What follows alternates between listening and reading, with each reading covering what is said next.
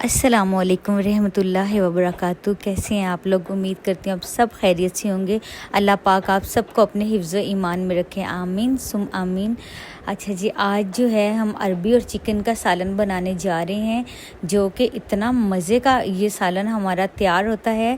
आप यकीन मानिए, एक बार इस रेसिपी को अगर आप ट्राई करेंगे ना तो आप उंगलियां चाटते बिना रह नहीं सकेंगे। इतना मज़े का ये सालन तैयार होता है। और ये ग्रेवी वाला सालन हम बनाएंगे, ना कि हम शोरबे वाला बनाएंगे।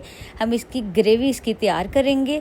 और अच्छा, बहुत सारे लोग कहते हैं कि अरबी काटने से हमारे हाथों पे खुजली होती है, तो आपको एक बहुत ही आसान मैं टिप दूंगी। क्योंकि जब भी आप अरबी काटें ना तो अपने सूखे हाथों पे सरसों का तेल जो है ना वो आप लगा लिया करें, आपके हाथों में बिल्कुल भी ख़ारिश नहीं होगी। तो बिस्मिल्लाहिर्रहमानिर्रहीम हम स्टार्ट करते हैं। सबसे पहले हमने 2 प्याज लिए हैं, उसको हमने रफली काट लिया है।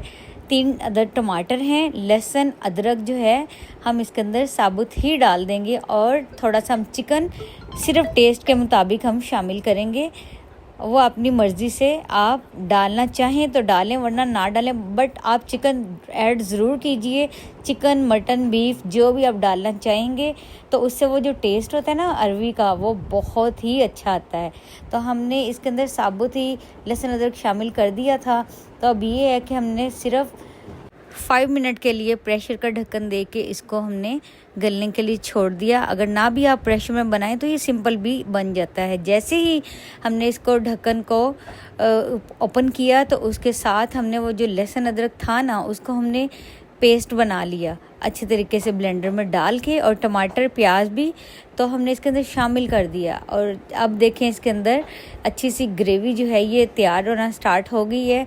तो इसके अंदर हम खुशबू के लिए इसी स्टेज पे हम डालेंगे इसके अंदर सब्ज़ मिर्च, उसकी बहुत अच्छी खुशबू आती है। तो चलें जी, अब इसके अंदर ऐड कर देंगे हम कुकिंग ऑयल। तो इसकी हम भुनाई जो है ना बहुत अच्छी करेंगे। जबकि हमारी बुनाई अच्छी नहीं ना होगी तो हमारा ये सालन कभी भी अच्छा तैयार नहीं होगा। और आपने इसको एंड तक वीडियो को ज़रूर देखना है। इसको बहुत ही प्यार से, मोहब्बत से भून भून के इस मसाले को हम तैयार करेंगे। और हाँ, जब तक अच्छे तरीके से ऊपर ऑयल ना आ जाए, जिसको हम तरी बोलते हैं, तब तक हमने इसको छोड़ना नहीं है।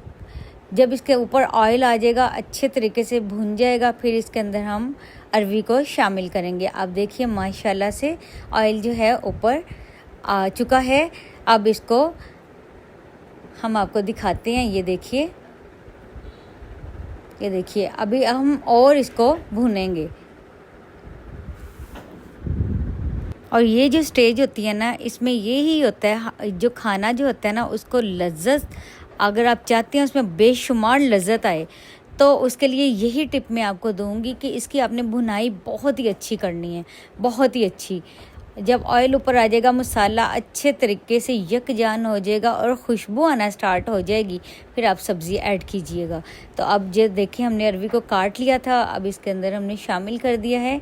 इसको हम 5 मिनट के लिए इसकी भुनाई करेंगे। जब इसका भी ऑयल ऊपर आएगा, फिर इसके अंदर हम ग्रेवी के लिए ना 1 गिलास हम पानी को शामिल करेंगे, ताकि अरवी भी गल जाए और अच्छी सी हमारी ग्रेवी तैयार हो जाए।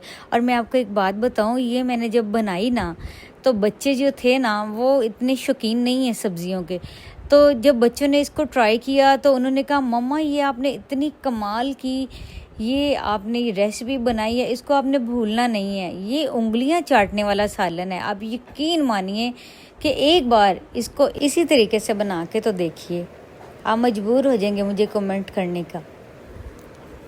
वैसे जब खाना बनाना तो इतना मुश्किल नहीं होता, तो इतनी लज्जत वाला ये सालन जो है अच्छी चीज़ होती है खाने को भरपूर मज़े का बनाने के लिए।